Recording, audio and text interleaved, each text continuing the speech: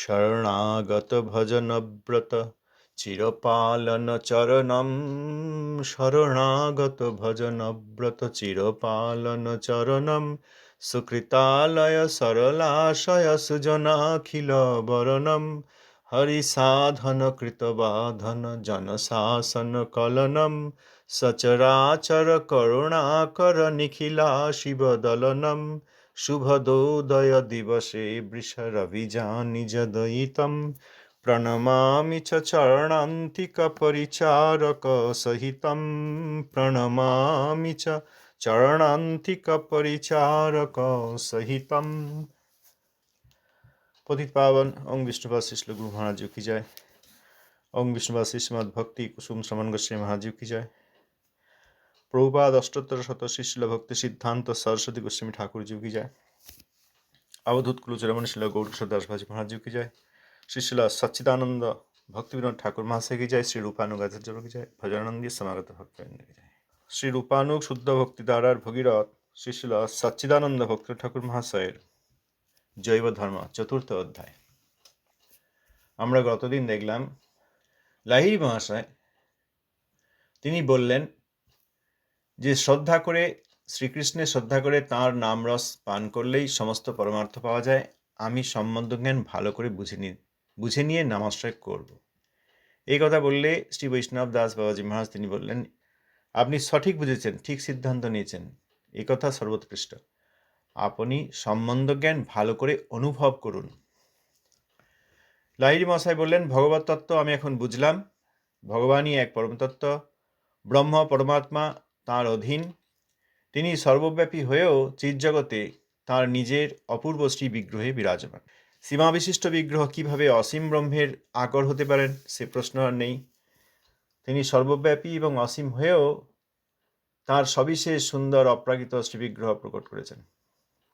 তিনি ঘনীভূত সচ্চিদানন্দ পুরুষ, ঘনীভূত কন্ডেন্সড, ঘনীভূত সচ্চিদানন্দ পুরুষ। তিনি অসীম সর্বশক্তিমান হয়েও বিগ্রহরূপে প্রকাশিত হয়েছেন এবং শ্রী বিগ্রহরূপে প্রকাশিত হয়ে তিনি সর্বশক্তি সমন্বিত, সমস্ত শক্তির অধীশ্বর হয়েও লাদিনী শক্তি, তার অনেক শক্তি, তার মধ্যে লাদিনী শক্তির সঙ্গসুখে সর্বদা প্রমত্ত অর্থাৎ বিলাসমান বিরাজমান। তিনি বিলাস করেন, লাদিনী শক্তির সঙ্গসুখে বিলাস করেন। এখন আমাকে এবার জীবতত্ত্ব বলুন। মর্তলীলা উপযোগী সবিস্ময়কারী প্রকটিল বপু কৃষ্ণ চিৎশক্তি বিস্তারী। শুভগ ঋদ্ধির পরপদ চমৎকার ভূষণ ভূষণ রূপ তুলনার পার। এইরকম একটি শ্লোক আছে। শিলা ভক্তিনাথ ঠাকুর মহাশয় সংস্কৃত শ্লোকের অর্থ করেছেন বাংলায়, অতীব সুন্দর। অতএব এই ঘনীভূত সচ্চিদানন্দ রূপ, তিনি সর্বশক্তি সমন্বিত এবং সর্বদা তিনি লীলাবিলাস করেন। কার সঙ্গে? লাদিনী শক্তির সঙ্গে। আর সেই লাদিনী শক্তির সার আমাদের দেবী।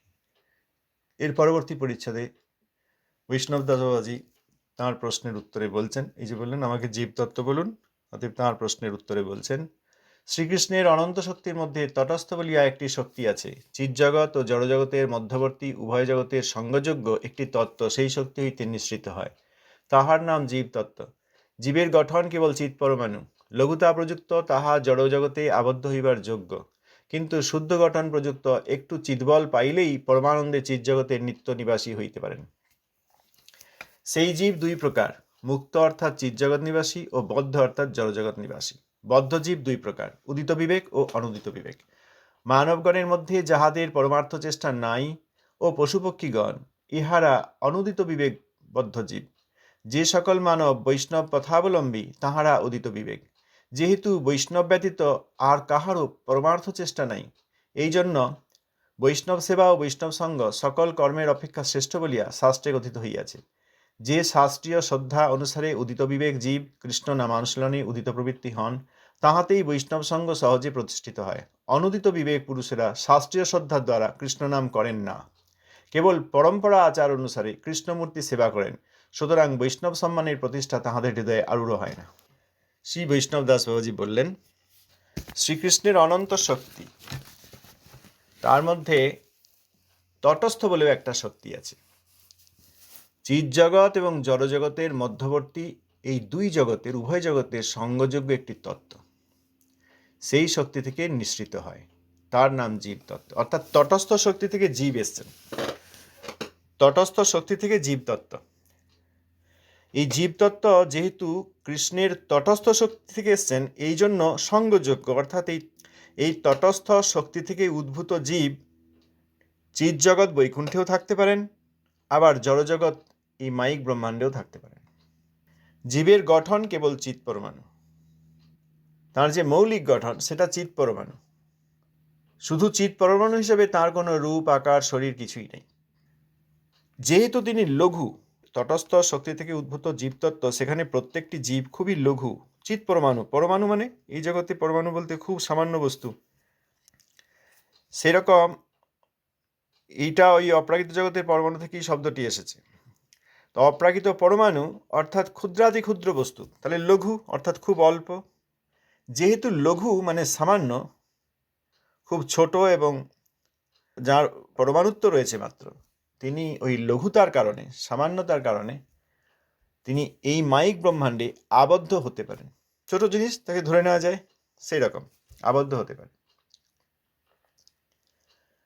কিন্তু আবার যেহেতু তার শুদ্ধ গঠন হচ্ছে ওই চিৎ পরমাণু, একটু চিৎ বল, একটু শক্তি পেলেই পরমানন্দে চিৎ জগতের নিত্য নিবাসী হইতে পারেন। বল দেওয়া হয়, একটা ছোট কিছু পড়ে আছে, একটু শক্তি দিলে, একটু বল দিলে, একটু ধাক্কা দিলে সে আবার অন্য দিকে চলে যায়। সেই রকম যদি চিৎ বল পায়, তাহলে চিৎ পরমাণু লঘু হলেও যেসব জীব এখন মায়িক ব্রহ্মাণ্ডে বদ্ধ আছেন, একটু চিৎ বল পেলেই তিনি আবার নিত্য জগৎ বৈকুণ্ঠে, চিৎ জগৎ বৈকুণ্ঠে নিত্য নিবাসী হতে পারেন। এখানেও লেখা রয়েছে নিত্য নিবাসী। চিৎ জগতের নিত্য নিবাসী মানে চিৎ জগতে যারা বাস করেন তারা নিত্য নিবাসী হতে পারেন, তাদের আর পতনযোগ্যতা থাকে না। কারণ তখন ওই চিৎ পরমাণু জীব বৈকুণ্ঠে শিবাবিলাসে যুক্ত হলে সেখানে এমনভাবে আকর্ষিত হন, তার আর পতনের ভয় থাকে না। তাহলে চিৎ জগতের নিত্য নিবাসী হইতে পারেন। সেই জীব আবার দুই রকম, মুক্ত অর্থাৎ চিৎ জগৎ নিবাসী, আর বদ্ধ অর্থাৎ জড়জগৎ নিবাসী। যারা চিৎ জগৎ নিবাসী তারা মুক্ত জীব, আর যারা মায়িক ব্রহ্মাণ্ডে আছেন তারা জড়জগতের অধিবাসী, জড়জগতে থাকেন, বাস করেন। কোথায় থাকেন? জড়জগতে। তারা বদ্ধ। আর যেসব জীব বৈকুণ্ঠে থাকেন তারা মুক্ত। আবার বদ্ধ জীবের দুটি ভাগ, উদিত বিবেক, অনুদিত বিবেক। যাদের বিবেক উদিত হয়েছে আর যাদের বিবেক উদিত হয় নাই। এবার জগতে অনেকে, তোমার একটু বিবেক নাই, একইভাবে কষ্ট দিলে, ওই প্রাকৃত বিবেক। এখানে অপ্রাকৃত অর্থে বিবেক বলা হচ্ছে, অর্থাৎ ওই চিৎ পরমাণু যে জীব, তার যে চিৎ বিবেক, সেইটির কথা বলা হচ্ছে। তাহলে উদিত বিবেক, সেই বিবেক যাদের উদিত হয়েছে, চিৎ বিবেক যাদের উদিত হয়েছে, তারা এক প্রকার জীব। আর চিৎ বিবেক উদিত এখনো হয় নাই, তারা এক প্রকার। এরা দুই প্রকারই বদ্ধ, উদিত বিবেক, অনুদিত বিবেক, এখনো বদ্ধ জীব। মানুষের মধ্যে যাদের পরমার্থ চেষ্টা নাই, ওই খাও দাও, ইনকাম করো, ভালো ঘর বাড়ি করো, সাইকেল ছিল এখন মোটরসাইকেল কেনো, মোটরসাইকেল ছিল এখন 4 চাকা গাড়ি কেনো, আগে ট্রেনে যেতাম এখন বিমানে চলো, আগে এইসব জায়গায় ঘুরে বেড়াতাম এখন দূর দূরান্তে চলো, আগে দেশের মধ্যে ঘুরে বেড়াতাম এখন বিদেশে চলো, খুব সুখ হয়েছে। এই সব চেষ্টা, কিন্তু পরমার্থ চেষ্টা নেই। ভগবানের সেবক, আমি ভগবানের সেবা করবো, এই ধারণা নাই। অর্থাৎ পরমার্থ চেষ্টা যাদের নাই, এবং পশু পক্ষীগণ, তারা সকলেই অনুদিত বিবেক। পশু পক্ষী, জীবজন্তু ইত্যাদি সব কিছু, এবং মানুষের মধ্যেও যাদের মধ্যে পরমার্থ চেষ্টা নেই, এই রান্না করে খায়, ব্যবসা করে, চাকরি করে, কৃষিকাজ করে, খায়, ঘুমোয়, নিজেদের মধ্যে গল্প করে, সময় পেলে একটু ঠাট্টাই আর কি করে, একটু এন্টারটেনমেন্ট করে, আনন্দ করে, বাস। এই পরমার্থ চেষ্টা নেই, তারাও অনুদিত বিবেক। পশু পক্ষী এবং মানবকুলের মধ্যে যাদের পরমার্থ নেই। আর যেসব মানব বৈষ্ণব পথাবলম্বী, তারা উদিত বিবেক। বলে বৈষ্ণবগণ তো বলছেন, একজন মহাবৈষ্ণব গ্রন্থটি লিখছেন, এই জন্য তিনি যারা বৈষ্ণব পথাবলম্বী তাদেরকেই উদিত বিবেক বলেছেন। কেন আর কিছু হয় না? ভূগোল পড়া যায় না, ইতিহাস পড়া যায় না, প্রাকৃত দর্শন নেই? কত বড় বড় সব ফিলোজফার আছে, কত বড় বড় বিজ্ঞানী আছেন, কত বড় বড় শক্তিশালী ব্যক্তি আছেন, রাজা মহারাজা আছেন, মন্ত্রী আছেন, সমাজের উপকারক আছেন, লোকের উপকার করেন, সব দান করেন, তাদের মধ্যে কারোর উদিত বিবেক নেই? ওই বৈষ্ণব লিখছেন বলে তিনি ওই মানে বায়াস্ট হয়ে, পক্ষপাতী হয়ে তিনি কেবল বৈষ্ণবকেই উদিত বিবেক বলছেন? তা নয়। যেহেতু চিৎ পরমাণু জীবের কথা বলা হচ্ছে, সেহেতু প্রাকৃত দর্শন, প্রাকৃত ভূগোল, প্রাকৃত বিজ্ঞান, প্রাকৃত সমাজের কিছু উপকার, একজনের উপকার আরেকজনের অপকার, বা সামান্য উপকার বা তাৎক্ষণিক উপকার, বা কিছু দেশের কিছু গোষ্ঠীর কিছু মানব গোষ্ঠীর উপকার, এইগুলি এই প্রাকৃত উপকার, যেন আরেকটু ভালোভাবে থাকতে পারে, যাদের ঘর ছিল না তারা যেন ঘর পেতে পারে, যাদের খাদ্য ছিল না তাদেরকে খেতে দেওয়া হচ্ছে, শরীরের খাবার, শরীরের জন্য ঘর। চিৎ পরমাণু আত্মা তো চাল ডাল খায় না, আর চিৎ পরমাণু আত্মা এই ঘরেও থাকে না। চিৎ পরমাণু এখন বদ্ধ হয়ে শরীর পেয়েছে, সেই জন্য তার খাবার, চাল ডাল, ঘর এসব দরকার হচ্ছে। সেই উপকারগুলি যারা করেন তারা শরীরের মনের উপকার করছেন উপকার, কিন্তু চিৎ পরমাণু জীব তার উপকার করেননি। এই জন্য তারা অপ্রাকৃত যে বিবেক, চিৎ পরমাণুর সঙ্গে, সেইটার কোনো উপকার করছেন না এবং নিজেরও মঙ্গল নিচ্ছেন না। এই জন্য তারা এখনও অনুদিত বিবেক।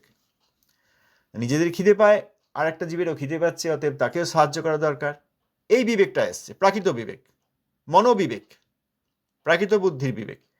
কিন্তু চিৎ পরমাণু আত্মার যে বিবেক, সেটি আসেনি। আর আমরা তো আর শরীর নই, আগে টিয়া পাখি ছিলাম, বাঘ ছিলাম, এখন মানুষ হয়েছি। সেই সব শরীরে যা যা খাবার, যেরকম ঘর দরকার, টিয়া পাখির গাছের উপর বাসা দরকার, কি যা দরকার সেইগুলো দিয়েছেন, বা মানুষ হিসেবে আমার যা দরকার ছিল সেইগুলো দিয়েছেন। চিৎ পরমাণু যে আত্মা, তার মঙ্গল করেনি, আর তার মঙ্গল কেউ করেননি। এই সব লোক সাধারণ প্রাকৃত বিবেকের, তাদের বিবেক থাকলেও মানুষটার বিবেক আছে, মানুষটার বিবেক নাই, এই যে আমরা বলি, এগুলো প্রাকৃত বিবেক। চিৎ পরমাণু চিৎ বিবেক নন। অতএব বৈষ্ণব শ্রেষ্ঠ আসলে ভক্তিনাথ ঠাকুর লিখছেন, সেই জন্যই তিনি পক্ষপাতী হয়ে কেবল বৈষ্ণব পথাবলম্বী যারা, তাদেরকেই উদিত বিবেক বলছেন, তা নয়। প্রকৃত অর্থেই চিৎ পরমাণুর চিৎ বিবেক যাদের উদিত হয়নি, অর্থাৎ বিষ্ণু সেবক বৈষ্ণব, তাদের যে পথ সেইটি গ্রহণ করেননি, তাদের বিবেক উদিত নয়, তাদের এখনো অনুদিত বিবেক। একমাত্র যারা বৈষ্ণব পথ গ্রহণ করেছেন, অর্থাৎ আমি আত্মা বিষ্ণুদাস, আমি বিষ্ণুর সেবক, এই ইচ্ছা যাদের হয়েছে এবং সেই পথে চলছেন, তাঁদেরই বিবেক উদিত হয়েছে, তাঁরাই উদিত বিবেক। যারা বৈষ্ণব, কেবল তাঁদেরই পরমার্থ চেষ্টা আছে, আর অন্য কারোর পরমার্থ চেষ্টা নাই। বৈষ্ণব সেবা এবং বৈষ্ণব সঙ্গ, এই জগতে যত প্রকার কর্মাদি দেখা যায়, তার মধ্যে শ্রেষ্ঠ পরমার্থ চেষ্টা যাদের আছে, তারা বৈষ্ণব সেবা করেন, তারা বৈষ্ণব সঙ্গ করেন। শাস্ত্রীয় শ্রদ্ধানুসারে উদিত বিবেক জীব, তারা কৃষ্ণ নামানুসরণে উদিত প্রবৃত্তি, তাহাতেই বৈষ্ণব সঙ্গ সহজে প্রতিষ্ঠিত হয়। অর্থাৎ শাস্ত্রীয় শ্রদ্ধা অনুসারে শাস্ত্র যা বলেছেন তাতে দৃঢ় বিশ্বাস, সেই অনুসারে উদিত বিবেক যে মানব জীব, তারা যখন কৃষ্ণ নাম অনুশীলন করেন, অর্থাৎ কৃষ্ণ নাম গ্রহণ করেন, উদিত প্রবৃত্তি হন। অর্থাৎ কৃষ্ণ নাম গ্রহণ করার মতো বিবেক উদিত হয়েছে। কেবলমাত্র শ্রদ্ধা নয়, শ্রদ্ধা আছে ঠিক আছে, বসে আছি চুপ করে, তা নয়। আরেক জায়গায় পড়ছিলাম, সেখানে ঠাকুর মশাই বলেছেন যে শ্রদ্ধায়, শাস্ত্রে গভীর শ্রদ্ধা সেটি খুব প্রয়োজন, শাস্ত্রে গভীর বিশ্বাস সেটি শ্রদ্ধা, কিন্তু সেই শ্রদ্ধার জীবন হচ্ছে উৎসাহ, সেবায় উৎসাহ। যেখানে উৎসাহ নেই, সেখানে শ্রদ্ধা থাকলেও সেই শ্রদ্ধা কখনো ফল দান করেন না। আমি বুঝেছি সব, চুপ করে বসে আছি, কিছুই করব না, গুরুবর্গের সেবাও করব না, গুরুবর্গের অবমাননার জবাবও দেবো না, বৈষ্ণব চিনবারও প্রয়োজন নেই, যা আছে এরকমই চলবে। শ্রদ্ধা আছে, কিন্তু যা আছে এরকমই চলবে, উৎসাহ নেই। অতএব সেই শ্রদ্ধা জীবিত নন। শ্রদ্ধার জীবন হচ্ছে উৎসাহ, ঐকান্তিকভাবে সেবা করার ইচ্ছা। সেইটি না হলে ওই শ্রদ্ধাতেও কোনো মূল্য, উপকার হচ্ছে না। এই জন্যই এখানে ঠাকুর মহাশয় বলেছেন, শাস্ত্রীয় শ্রদ্ধানুসারে উদিত বিবেক, তারপর যদি তিনি কৃষ্ণ নামানুশীলন করেন, সেই রকম প্রবৃত্তি তার হয়, তাহাতেই বৈষ্ণব সঙ্গ সহজে প্রতিষ্ঠিত হয়। অর্থাৎ সেই ব্যক্তি বৈষ্ণব সঙ্গ করেন এবং কৃষ্ণ নামানুশীলনে উদিত প্রবৃত্তি ব্যক্তি, তার সঙ্গও হচ্ছে বৈষ্ণব সঙ্গ। আর যারা অনুদিত বিবেক, তাঁরা শাস্ত্রীয় শ্রদ্ধা অনুসারে কৃষ্ণ নাম করেন না। অনুদিত বিবেক কেউ কেউ কৃষ্ণ পূজা করেন, কৃষ্ণ পূজা করলেই তিনি বৈষ্ণব বা উদিত বিবেক নন। অনেকেই কৃষ্ণ পূজা করেন, তারা ওই পরম্পরা আচার অনুসারে, মানে চলে আসছে, আমাদের পরিবারে আগে হয়ে আসছে বা সমাজে এরকম হয়ে আসছে, বেশিরভাগ ক্ষেত্রে পরিবারে বা একটা পরম্পরায়, এই দীক্ষা পরম্পরায়, যেরকম গুরুর কাছে দীক্ষা নেওয়া হয়েছে, এই সম্প্রদায়ে কৃষ্ণের পূজা এরকম হয়ে আসছে, পরম্পরা আচার অনুসারে হয়ে আসছে, তাই করা হচ্ছে। কৃষ্ণমূর্তি সেবাও করেন, কিন্তু বৈষ্ণবগণকে যে সম্মান করতে হয়, বৈষ্ণবগণকে সম্মান করতে হয়, এটা তাদের হৃদয়ে আরূঢ় হয় না, প্রতিষ্ঠিত হয় না। তারা ওই বাইরে কৃষ্ণ সেবা করেন ঠিকই, কৃষ্ণমূর্তি পূজা করেন, পারিবারিক বা সাম্প্রদায়িক কারণে, পরিবারে হয়ে আসছে সেই কারণে, বা কোনো একটা সম্প্রদায়ে আশ্রয় নিয়েছেন, সেই সম্প্রদায়ে করে আসছে এইভাবে কৃষ্ণমূর্তির পূজা, সেইভাবে তারা করেন ঠিকই। কিন্তু বৈষ্ণবতা কি, বৈষ্ণবের সম্মান কেমন, এইসব তাদের হৃদয়ে নেই। এরকম আছে পরিবারে। শ্রীধরের সেবা হয়, বাড়িতে সব মাছ মাংস খায়, অমেদাদি খায়, আর ওই বছরের মধ্যে একটা মাস শ্রীধরের সেবা হয়। আর শ্রীধরের সেবাটা তারাও করেন না, কারণ তারা জানেন যে আমরা ব্রাহ্মণ নই, আর আমরা এরকম। তখন ওই একজন ব্রাহ্মণকে কন্ট্রাক্ট দেওয়া হয় যে আমাদের এই এক মাস শ্রীধরের সেবা আসবে, আপনি এসে পূজাটা করে দিয়ে যাবেন। সেই ব্রাহ্মণ সকালবেলায় উঠে, মানে যা ঘটনা, একটা সত্যি ঘটনা বলছি, সকালবেলায় উঠে পূজা করতে যান। তাকে জিজ্ঞেস করলে যে আপনি সকালে কী খেয়েছেন? না, সকালে উঠে আমি একটা করে ডিম খাই। সকালে একটা উঠে ডিম খান, ডিম খেয়ে তিনি ওই ব্রাহ্মণের গায়ে যেরকম চাদর টাদর পরে, হাতে কমণ্ডলু নিয়ে ওই পূজা করতে আসেন। এক মাস শ্রীধরের পূজাটি করে দেন। ওই সকালে একবার পূজা হয়ে গেল, সন্ধ্যা একবার আরতি হয়। এইগুলিও কৃষ্ণ সেবা। ওই যে শ্রীধরের সেবা হচ্ছে, শ্রীধর তো বিষ্ণু, এইগুলিও ওই শালগ্রাম শিলার পূজা হচ্ছে ঠিকই, কিন্তু এইগুলি ওই অনুদিত বিবেক ব্যক্তিগণই করছেন। এই পরিবারে যারা রয়েছেন বেশিরভাগ সব অমেদাদি খায়, ও কোনো লাভ নেই, ওটা ভগবানের পূজা হয় না। ওই ব্রাহ্মণ দিয়েও পূজা হয় না, পূজা আরেকজনকে এইভাবে ট্রান্সফার করা যায় না যে আমি তো ব্রাহ্মণ নই, আপনি ব্রাহ্মণ পূজা করে দিন, আর তিনিও প্রকৃত ব্রাহ্মণ নন, তিনিও সকালবেলায় ডিমটি খেয়ে আসেন। তো এইগুলি দেখলেই বলা যায় না যে তাদের বিবেক উদিত হয়েছে, তারা এখনও অনুদিত বিবেক, এবং তারা বৈষ্ণবতা কি বুঝতে পারেন না। অতএব বৈষ্ণব সম্মান তাদের হৃদয়ে প্রতিষ্ঠিত নয়। অতএব তারা বৈষ্ণবকে চেনেন না এবং বৈষ্ণবকে সম্মান করেন না। এরপরে লাহিড়ী মশাই বলছেন, কৃষ্ণতত্ত্ব জীবতত্ত্ব বুঝিলাম, এখন মায়াতত্ত্ব বুঝাইয়া দিন।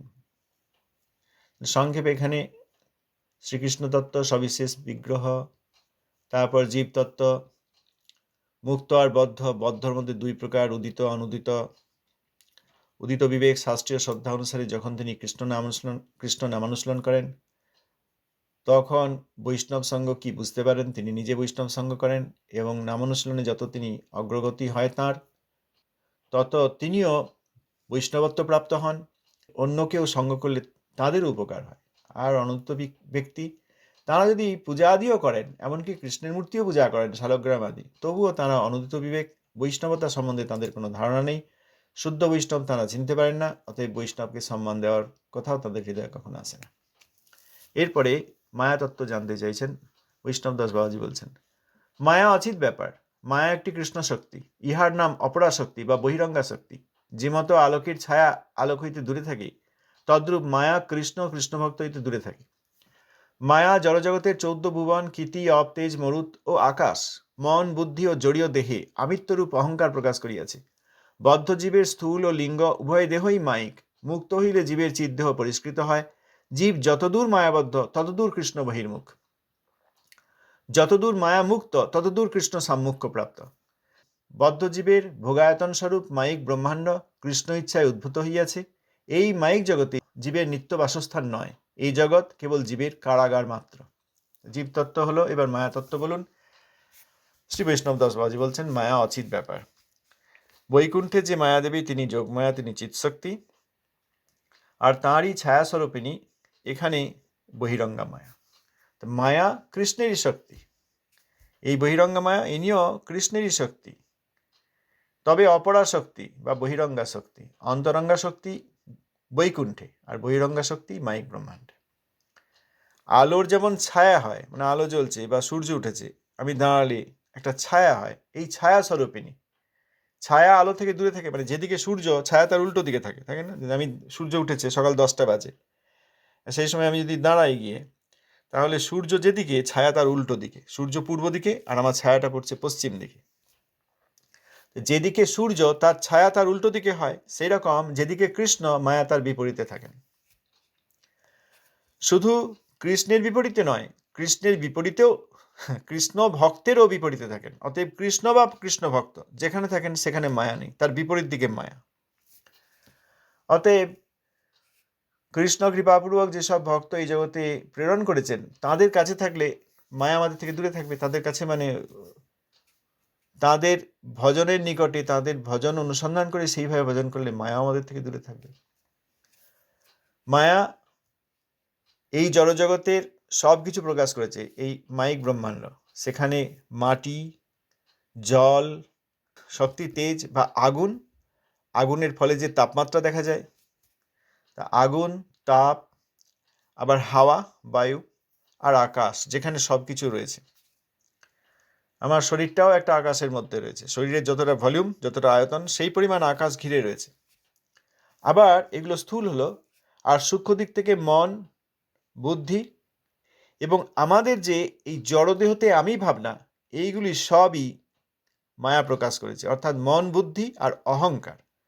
জড়দেহে আমিত্ব ভাব, মানে এই জড়দেহটাই আমি, এই যে ধারণা, এটা একটা অহংকার যে আমি এই শরীর, আমার এত বয়স, আমার এই নাম, আমার এখানে বাড়ি ইত্যাদি, আমি এটা ভালোবাসি, আমি এটা ভালোবাসি না, সবই জড়দেহে আমিত্বরূপ। জড়দেহটাই আমি, এই রকম যে অহংকার, অর্থাৎ ক্ষিতি অবতেজ মনুদ্বম আর মন, বুদ্ধি আর এই প্রাকৃত বদ্ধভূমিকার যে অহংকার, দেহটাই আমি, এইগুলি সবই মায়াই প্রকাশ করেছেন। আমরা যে বদ্ধজীব, বদ্ধজীবের যে শরীর, স্থূল শরীর, যেটা আমরা স্পর্শ করতে পারছি, এই যে ক্ষিতি অবতেজ মনুদ্বম দিয়ে তৈরি এই শরীরটা, আর লিঙ্গ অর্থাৎ মন, বুদ্ধি, অহংকার, এই দুটিই মাইক। মন, বুদ্ধি, অহংকারও মাইক। মুক্ত হলে, যখন এই ব্রহ্মাণ্ড, মাইক ব্রহ্মাণ্ড থেকে আমরা মুক্তি পাই, তখন চিৎ দেহ অর্থাৎ আত্মার যে চিৎ শরীর, সেইটা পরিষ্কৃত হয়।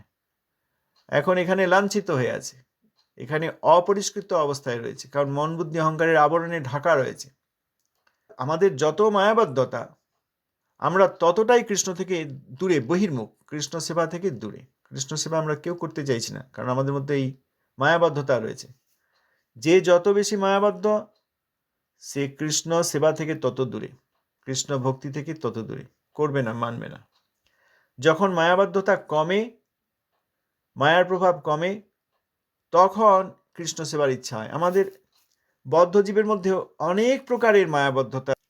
কে কতটা মায়াবদ্ধ, তা বহির্মুখ এবং বদ্ধজীব, তাদের বদ্ধতা কতটা, তার উপর নির্ভর করছে যে কতটা কৃষ্ণ বহির্মুখ বা কতটা কৃষ্ণ সাম্মুখ্যপ্রাপ্ত। সাম্মুখ্যপ্রাপ্ত অর্থাৎ কৃষ্ণের সম্মুখে সম্পূর্ণরূপে মায়া যার চলে গিয়েছে, তিনি সম্পূর্ণরূপে কৃষ্ণের সম্মুখে, তিনি কৃষ্ণকে দেখতে পাবেন, কৃষ্ণের সেবা করবেন, কৃষ্ণ পার্শ্বদের দেখবেন, তাদের অধীনে কৃষ্ণের ভজনা করবেন।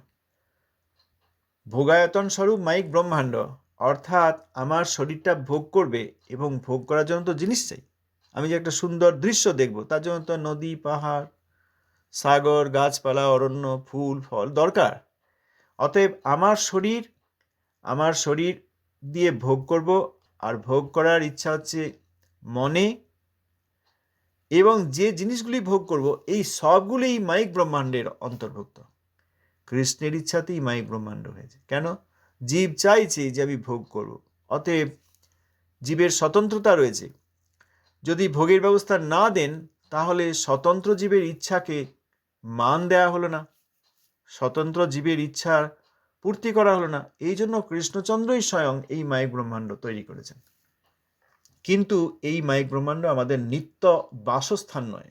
ভাড়া বাড়ি যেমন চিরকাল থাকা যায়, যতদিন দরকার, যতদিন কথা হয়ে আছে, যতদিন ভাড়া দেওয়া হচ্ছে, যতদিন থাকার কথা, ততদিনই থাকা যায়। আর যার নিজের বাড়ি আছে, সেখানে আর ভাড়াও দিতে হয় না, আর এই 2 বছর পর চলে যেতে হবে কি 3 মাস পর চলে যেতে হবে, এরকমও হয় না প্রাকৃত জগতে। সেই রকম এই ব্রহ্মাণ্ড, সমগ্র ব্রহ্মাণ্ডটিতে জীবের থাকার কথাই নয়, নিত্য বাসস্থান নয়, কিছুকাল রয়েছি মাত্র, যতদিন কৃষ্ণোন্মুখ না হচ্ছে। এবং এখানে যে বাস করছি, এটাও আমাদের এক প্রকার শাস্তি। কৃষ্ণ সেবা করলে একমাত্র চিৎ পরমাণু জীবের আনন্দ, চিদানন্দ। কৃষ্ণ সেবা না করে আমি যে এখানে বদ্ধ রয়েছি, বিভিন্ন প্রকারে খাওয়া দাওয়া, হাসি ঠাট্টা, আনন্দ করছি, বুঝতে পারছি না এখানে কারাগারে রয়েছি। কারাগারেও এক প্রকার সুখ থাকে, কারাগারেও সুখ থাকে এক প্রকার।